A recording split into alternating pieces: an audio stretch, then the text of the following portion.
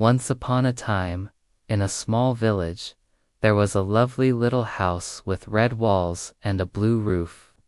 In the garden beside the house stood a tall mango tree.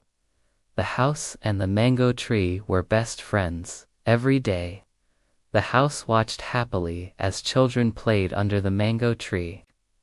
In summer, the tree gave juicy, golden mangoes to everyone.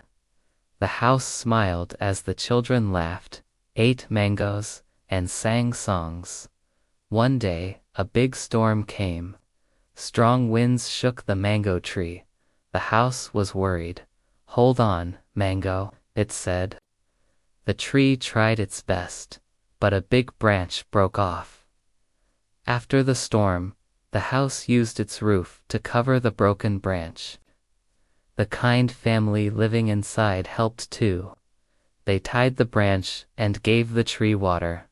Soon the mango tree grew stronger. New mangoes started to grow again. The house and the tree were happy. They knew they would always take care of each other. From that day on, the house and the mango tree were not just neighbors. They were best friends forever, sharing sunshine, laughter, and sweet mangoes. The end.